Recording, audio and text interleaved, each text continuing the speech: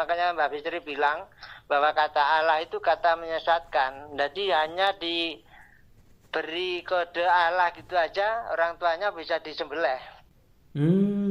Iya, makanya kalau mau Hati-hati. bunuh, Nah ini saya pesan, ini pesan penting. Jadi agama yang datang itu sekaligus mesin pembunuh, sekaligus pembunuh manusianya, sekaligus karakternya. Halo sobat-sobat semuanya, jumpa lagi di channel Warta Kabar Baik. Selamat pagi buat yang menyimak video ini di pagi hari. Selamat siang, sore, dan malam buat yang menyimak di siang, sore, atau malam hari. Sobat-sobat, video-video di channel Warta Kabar Baik ini hanya dikhususkan bagi jiwa-jiwa atau orang-orang yang berpikiran terbuka ya. Bagi yang tidak berpikiran terbuka, skip aja deh. Oke, terima kasih semuanya. Jangan lupa subscribe, like, komen, dan share ya. teman-teman, ini ada telepon Mbak Bisri ya. Kita angkat dulu. Selamat pagi Mas Donald. Selamat pagi Mbak Bisri. Monggo, monggo, silakan langsung disampaikan Mbak. Dilanjut terus. Nggih, silakan. Ya. Sugeng Rahayu dumateng sedaya sedherek kula sak Nusantara. Selamat dan sejahtera kepada saudaraku seluruh Nusantara.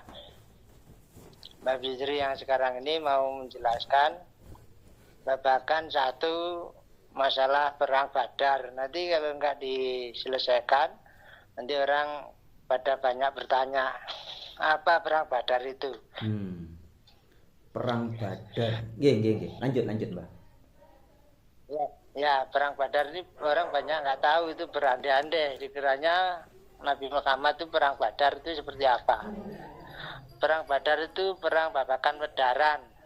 Oh, Badar itu perang babakan wedaran, gitu nggih.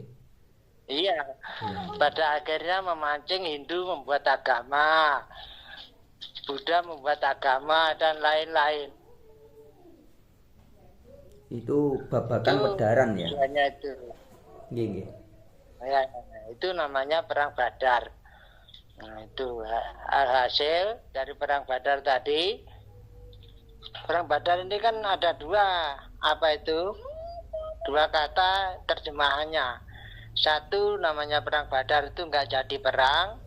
Yang satu perang Badar itu melalui perintah-perintah mulut itu tadi, yang pada akhirnya menjadi gontok-gontokan sampai sekarang. Jadi orang itu bilang katanya sudah selesai perang Badar, Mbak Bisri bilang belum. Iya, karena perangnya debat antara wedaran itu tadi ya. Wedaran itu gagasan dari seseorang dengan seseorang lain. Ya. Misalnya perguruan Buddha, misalnya perguruan Kristiani, misalnya itu sebenarnya kan ajaran, bukan agama dia. Iya, betul Pak. Dengan adanya agama ini saya jelaskan, makanya perang Badar itu seperti ini. Makanya terjadilah Kristiani membuat agama, karena ada di sana bergejolak juga. Nah, itulah perang dunia yang pertama itu berada di Nusantara, imbasnya juga sampai ke sana. Makanya terjadi dari Arab itu sampai wilayah Rom itu semuanya perang sendiri-sendiri. Nah, jadi imbasnya sampai sekarang. Hasil daripada perang Badar ya politik seperti sekarang ini. Iya. Jadi hati-hati, hasilnya dari perang Badar tadi memang tidak menggunakan pedang, tapi matinya betulan. Tidak menggunakan pedang, tapi matinya betulan ya. Iya, karakter bisa mati, orangnya bisa mati juga, kan ada sejarah itu PKI itu. Itu hasil dari perang Badar. Jenderalnya bisa dibunuh dari perang Badar. Jadi saya ini pesan kepada seluruh saudara saya seluruh Nusantara, hati-hati dan waspada. Tanda-tandanya orangnya itu mudah emosi, ya. pantang tersinggung. Itu yang orang rombongannya itu. Karena dia itu tadi, makanya Mbak Fitri bilang bahwa kata Allah itu kata menyesatkan. Jadi hanya beri kode Allah gitu aja orang tuanya bisa disembelih. Iya, makanya kalau mau bunuh, Hati-hati. Nah ini saya pesan, ini pesan penting. Jadi agama yang datang itu sekaligus mesin pembunuh, sekaligus pembunuh manusianya, sekaligus karakternya. sebentar Mbak, diulangi Mbak, pelan-pelan Mbak. Tadi kata Allah itu bisa menjadi kode untuk bunuh orang, kode untuk gorok Iya. leher orang, untuk neror orang gitu ya. Iya. Karena signal dari kata Allah itu tinggi kali, tinggi emosinya daripada ini. Emosinya ya. Tiga ya signal dari kata Allah tadi yang Mbak Bisri terima. Satu, mudah mengeluh. Dua, menyesal. Yang tiga, berani dan tidak ada ukurannya. Ya. Itu tolong dipelajari betul-betul dari kata-kata ini. Jadi bukan Mbak Bisri nanti mendoktrin orang ini, tidak. Jadi tolong pelajari dari kata-kata ini, karena ini ada signal dari belakangnya itu. Iya. Makanya hati-hati dengan agama, kan sudah saya jelaskan tadi. Dari agama inilah itu menjadi mesin pembunuh dua jenis.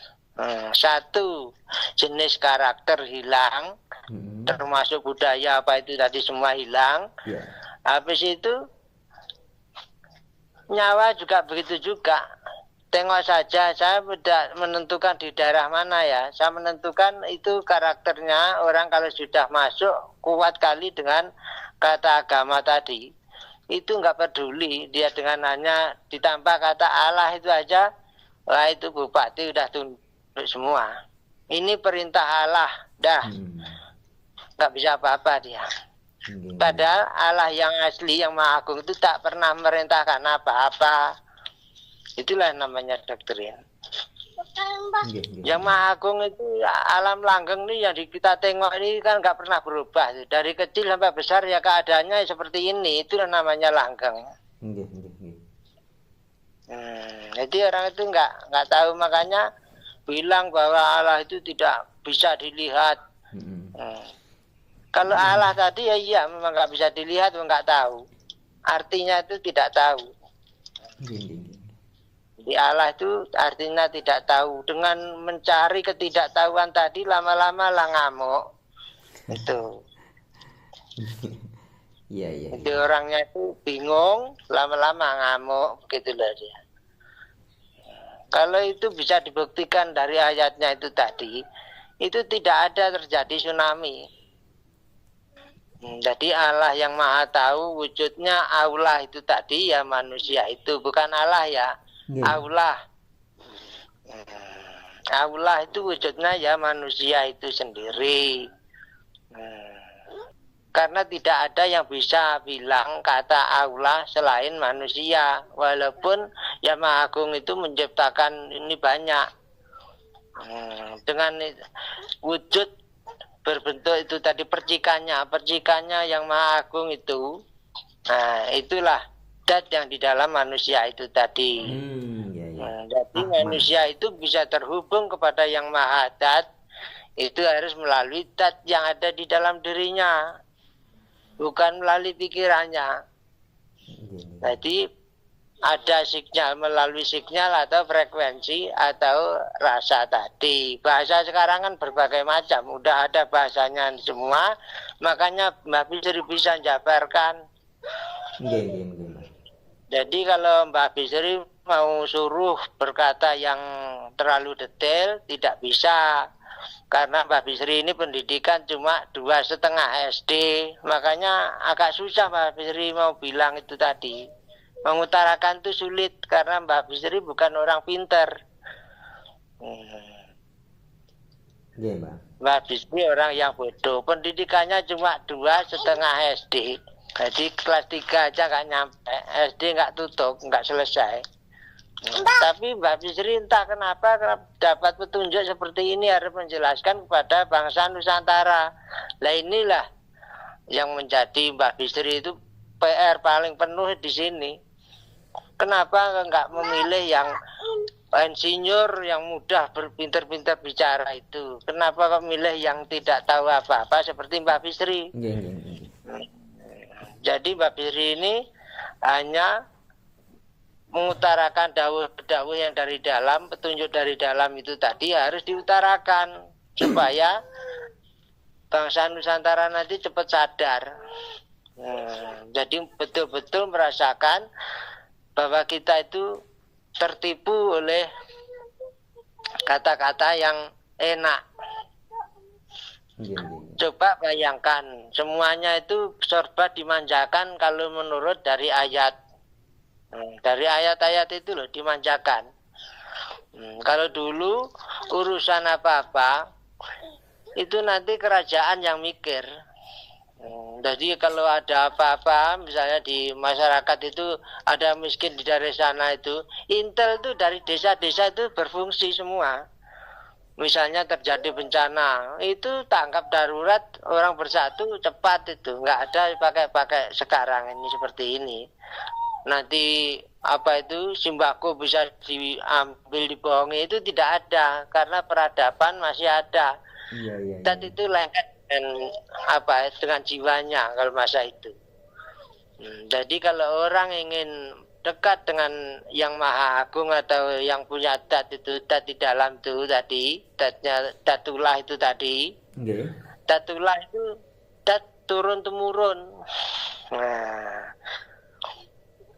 Turun temurun melalui bapak ibu.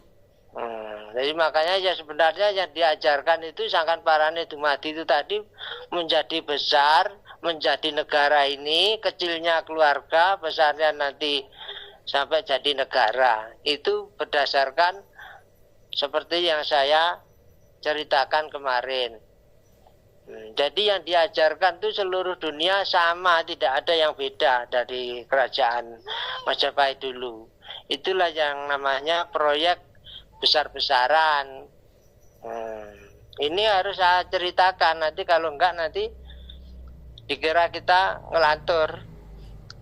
Jadi kerajaan Majapahit ini saya ceritakan sesuai keluhuran budi dengan leluhur. Saya nggak bisa apa istilahnya membuat aneh-aneh cerita yang lain daripada itu. Nggih, Mbak. Saya minta Mas Donald dengan saya bicara nanti, kalau misalnya suara putus tolong diberitahu. Jadi nanti kata-kata saya nanti jangan ada yang putus. Nggih, Mbak. Siap. Maksudnya.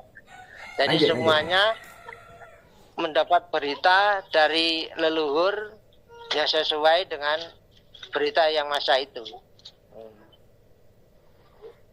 Tujuan Majapahit dulu untuk mempersatukan dunia, ini sejarah penting ini, harus diperhatikan betul-betul. Untuk mempersatukan dunia itu ada rumus-rumus bisa, makanya saya bilang ini kalau bisa ketemu mahasiswa atau profesor yang bisa mencetakkan buku, Mbak Bisri bisa kasih tahu dasar-dasar membuat raja kerajaan begini, membuat keluarga begini, dari kecil sampai besar itu frekuensinya Mbak Bisri sudah dikasih tahu. Sip. Jadi bisa saya ceritakan, bukan sejarah ngawur. Tapi kalau masalah nanti waktu diajarkan nanti harinya apa, jam berapa, nah itu Mbak Bisri nggak bisa karena itu berbentuk frekuensi, bukan berbentuk ini Mbak Bisri dikasih tahu ini Raja Majapahit ngomong depan Mbak Bisri, bukan, itu frekuensi. Nggih, Mbak.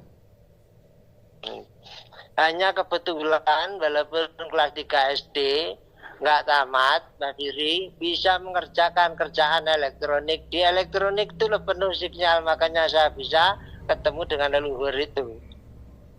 Ketemu dengan sinyal-sinyal leluhur itu banyak panjang ceritanya. Dan hasil ini cerita yang paling penting saya bilang,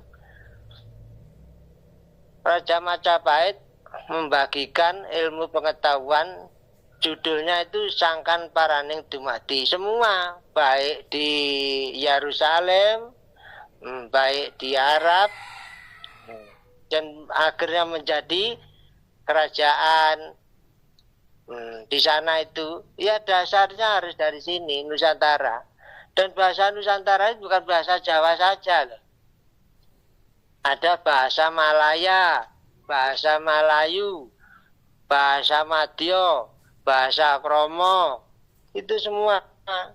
Itu kalau nggak digali, nggak dibukukan, yang rugi generasi. Karena ini sudah lama ditenggelamkan oleh mesin agama ini kemarin.